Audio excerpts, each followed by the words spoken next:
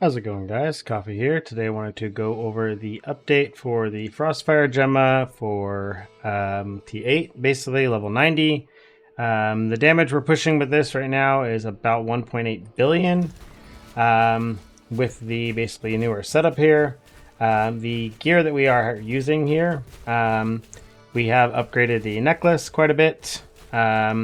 We did upgrade our rings to the versions using the T1 mod. And then we are using this with a crafted chest now and some gloves. The next step, honestly, would be to upgrade the weapons as well. That will be the next piece of gear that I upgrade. I've just been kind of trying to avoid having to give up the skill area and attack speed, but at this point it's just going to have to be a hammer that we're going to need to craft. So you're going to want to craft basically a really good hammer. If you are questioning what to get, just go to the rankings for the hero ladder. And just start looking at people. You will see basically the type of hammer you're going to need that you want to make here, which is just going to be, this is not the right thing, I believe. The fire damage to the gear doesn't actually do anything for the hit, for the base hit damage, so you actually don't want the flat damage. You do want the strength, you want the attack speed, the affliction effect, the elemental damage. Sai will have a proper run here, so. And then you can actually get it to be with the, you want to basically get the fizz mods on there, so you can get that big fizz to LA conversion on there with the stuff. So if you can hit fizz and then percent fizz is going to be the best, but it might be hard to hit based off the mods that are there. I will cover it once you actually craft something, but we'll kind of go over that when we get there. So in regards to the other mods, we did start corrupting things a bit. I ended up buying this necklace here with the double strength mod and then double this mod here. I think I paid 88 FE for it. These are about 100 FE, basically just to get more strength. We are up to 671. Again, we upgraded the Searing Bone Rings to the 120 base Ignite versions. We bought a pair of King's Boon boots. And then we did swap to crafted gloves here with the Affliction effect. Just buy T1 Affliction effect, craft the rest of the mods. You know, you want to be able to hit T1 strength. If you can, the extra fire is erosion damage. I'm not really sure how much damage that mod's actually doing, so you can just craft life if you want to be more defensive. But this is just what I put on there. So, and then you just got to start filling out your resistances. So you can see res are kind of hard to hit, but you know, with the chest, with the gloves, this is working out. I think it's possible that potentially a ring replacement might actually be able to outdamage one of these other rings here. But I'm going to need to craft one of these. I think we're going to definitely need to get at least Affliction effect. And then we're going to need to get res, or not res, but strength on here at a minimum in order to potentially beat the damage on this. So we're going to basically need this with strength and then with the damage mod and affliction, and then basically just double res here. So we're going to have to test it. I will test it out. I'll craft one of these and we'll see if that actually helps. So we'll actually take, we'll take a look and kind of see what it ends up doing to the actual skill and see if we can actually beat out these rings. But let's kind of go over the tree itself. We are still using Groundshaker with Cataclysm, Steamroll, Hardened, Additional Ignite, and the same Groundshaker Wrathful Vault. Then we are just running Defensive Barrier still. Everything with these activation medium starts. Same with Starstalker. Same with Scorch here. And then we have Black Hole, again, for the same 35%. Flame Imbue, this doesn't really change. The Reaping Agony may or may not be doing anything. It's better than any other support. So if it does work, it's going to be useful. If it doesn't, it's not a big deal. You want to get a Precise Charged Flames. These are under 10 FE right now. I think I paid 5 FE for this one. Very good additional damage. Again, put your Restrain. What you put here, it doesn't matter if you put CDR or any other mod. You just need some sort of... you just need anything in there to basically lower the sealed mana that you are using because of your passive or your talent rather in the Warlock tree to give you 95% mana multipliers on all of your skills. So then we have Frost Spirit here with Restrain, Reaping Agony, and Friend of Spirit Magi. This is giving you some really nice regen, so you're getting like 8% life per second. Which is really, really nice.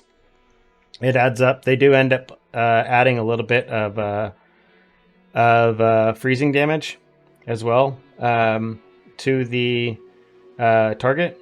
So that's pretty nice. They do end up freezing them. They do end up getting some frostbite on there. So it's very helpful. A little bit defensively. They're not really doing too much else other than that, but the regen's really nice. And then we are running a Summon Thunder Spirit just for the attack and cast speed for quality of life. If you don't want to run the Thunder Spirit, you can always run something else instead. So you can run this with Rejuvenation, which is the most typical one that you'll see people do, is running this with Rejuve instead. Yeah, if you want just to have more life regen, you can go that route. I like the additional attack speed, so this is the one I recommend. For candles, we're still on our 10% LE res. The next upgrade is eventually will be 10% LE res along with the hardened and cataclysm mods. So that's going to be like my best in slot. So that's what we are going to be aiming for at that point.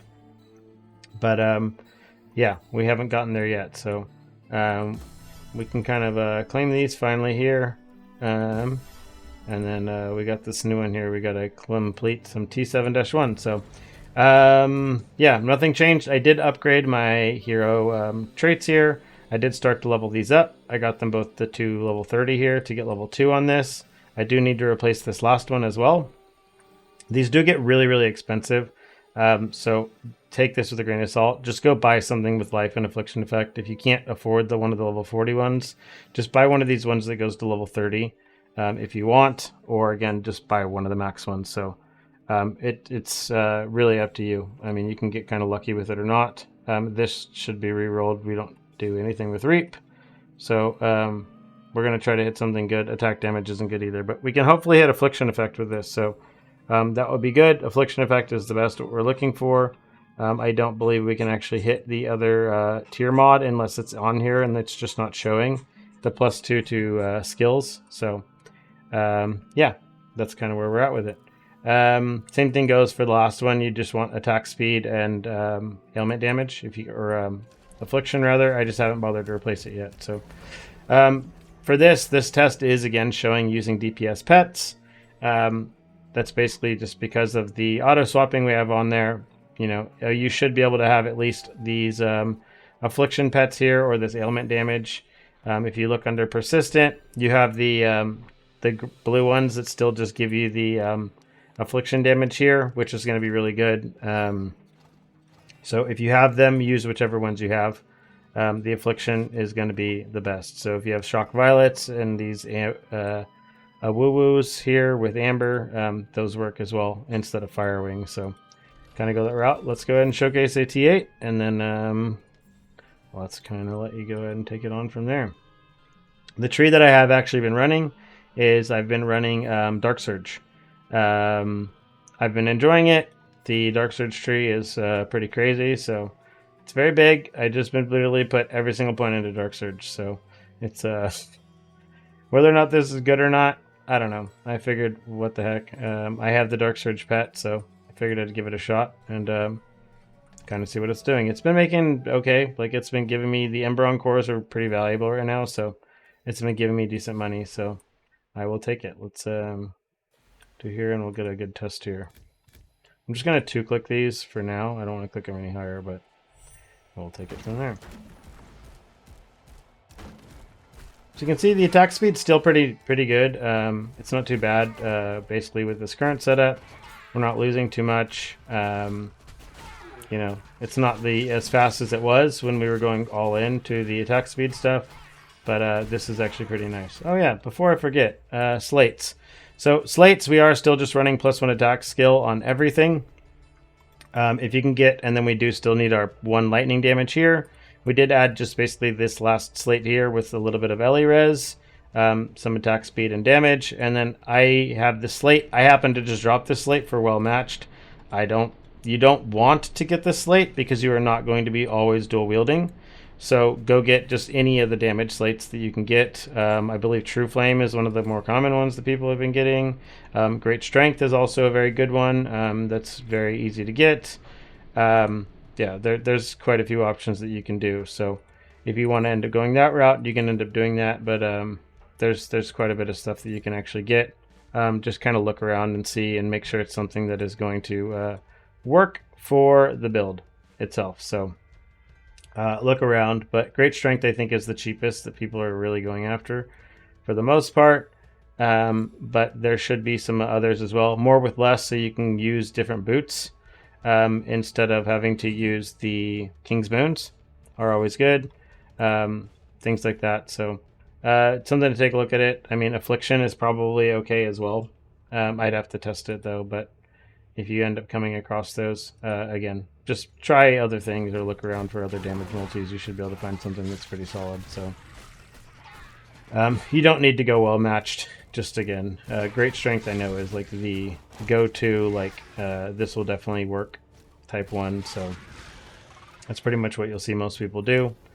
You can see here again, since everything is just on an activation medium, I don't have to worry about too much. I'm going to kill all these Dark Surge mobs still, just because we'll get maximum Dark Surge energy and we'll hopefully we get some good procs on it. But you can see again, the build's pretty smooth for T8. Nothing extreme, you know. We don't have major defense, but if you do want to swap the damage aura, you could always swap it to like precise elemental resist. It's extremely cheap this league. It's only a couple FE, just because there's so many people that are actually farming T7 that yeah, there's plenty supply for them. So unlike the other leagues where the precise auras are basically impossible to get and you're spending 1000 FE on precise LE res. So it's been a nice good change. So happy to see that. I am also happy to see that the drops on T8 seem like they've been pushed closer back to normal. So even though we're going to be playing this, I guess, until December now with PoE 2 delayed, at least we have some things to look forward to. And they're making some adjustments to the league as we go. So if you have any questions, leave them in the comments down below, and I'll be happy to answer them. And other than that, see you in the next one, and go catch me live on Twitch. I'll be going live as this video is up. Have a good one.